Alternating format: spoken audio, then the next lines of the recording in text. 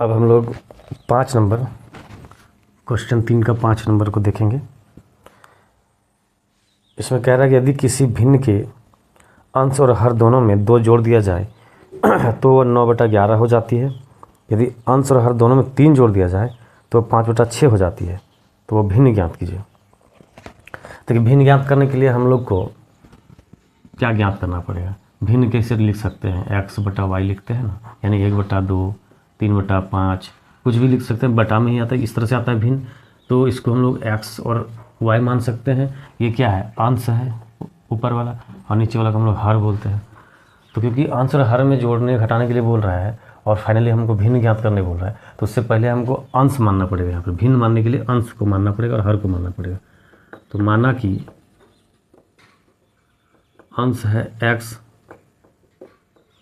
तथा हर है y, इसलिए भिन्न कितना हो जाएगा? x/y, है ना। अब प्रश्न से चलिए। प्रश्न में लिख रहा है कि यदि किसी भिन्न के अंश और हर दोनों में 2 जोड़ दिया जाए, अंश और हर दोनों में 2 जोड़ देंगे। मेरा ये भिन्न है, भिन्न यही ना है x/y।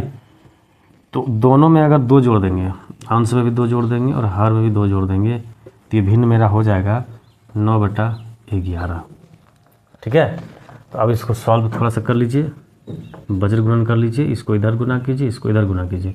तो 11 को इधर गुना कीजिए तो 11x, 22, 9 को इधर गुना कीजिएगा तो 9y + 18, 9y को इधर लाइएगा -9y, और 22 को उधर ले जाइएगा तो 18 - 22 हो जाएगा। ठीक है। 18 - 22 मतलब -4। ये आपका समीकरण 1 आ गया। उसी तरह तथा अब आगे क्या बोल रहा है कि यदि अंश और हर दोनों में 3 जोड़ दिया जाए। चलिए, अब अंश और हर मेरा यही है, इसमें 3 जोड़ दे रहे हैं तो क्या हो जाएगा? ऐसा करने से हमको भिन्न 5/6 मिल जाएगा, है ना। फिर उसी तरह इसको कीजिए, क्रॉस इधर 6x हो जाएगा, ये 18 हो जाएगा, इधर से हो जाएगा 5y + 15, y को इधर लेते आइए, 6x - 5y, 15 - 18, तो ये हो गया 6x - 5y, ये -3। ये समीकरण हो गया आपका 2। अब हम लोग किसी से भी x को फ्री कीजिए, समीकरण 2 ही लिखिए। समीकरण 2 से क्या है? 6x - 5y - 3, यहाँ से 6x हो जाएगा, 5 उधर जाएगा, 5y यानी +5 हो जाएगा, -3 है यहाँ पर। यहाँ से x आ गया आपका 5y - 3/6। ये आपका समीकरण 3 हो गया। अब क्या करेंगे? समीकरण 2 से क्योंकि निकाले थे इसलिए 1 में रखेंगे। समीकरण 1 में x का मान रखने पर समीकरण 1 क्या है? 11x - 9y = -4। तो चलिए, 11x का वैल्यू है -5y/3/6, 9y = -4। चलिए इसको गुना कीजिए तो 11 × 55, -11 × 33/6 -9y = -4। अब देखिए 55y हो गया -33, और इसको यहाँ से गुना कर दीजिएगा, कैल्शियम होगा तो 9 × 6 = 54y, और ये इधर गुना हो जाएगा तो 6 × 4 = 24। हम डायरेक्टली कर दिए यहाँ पर। 55y में 54y जाएगा तो सिर्फ y बचेगा, और इधर -24 है, और ये माइनस उधर जा करके +33 हो जाएगा। इसलिए y का यहाँ से वैल्यू कितना आ जाएगा? घटाइए, 3 में 4 नहीं है, यानी 13 में 4 9, तो यही आ जाएगा। y का वैल्यू 9 आ जाएगा, यानी 33 में 24 घटाएंगे तो 9 आएगा। अब y समीकरण 3 से, है ना, समीकरण 3 से इसमें y का मान रखिए। ठीक है।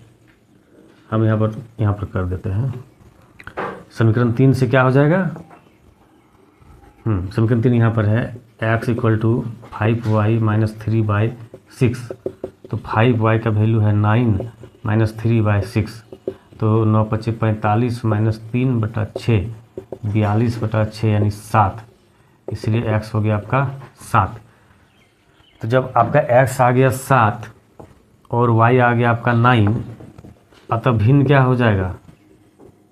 अतः भिन्न हो जाएगा आपका 7/9, यही आप। और दूसरा कंडीशन में बोल रहा है कि 5 वर्ष पूर्व, तो 5 वर्ष पूर्व जैकब की आयु कितना होगा? पूर्व मतलब क्या होता है? पहले, यानी माइनस करना होगा x माइनस 5। 5 वर्ष पूर्व ही बोल रहा है ना? हाँ, 5 वर्ष पूर्व जैकब की आयु तथा 5 वर्ष पूर्व पुत्र की आयु कितना हो जाएगा? y minus 5। अब प्रश्न से चलेंगे, 7 गुनी बोल रहा है ना, प्रश्न से।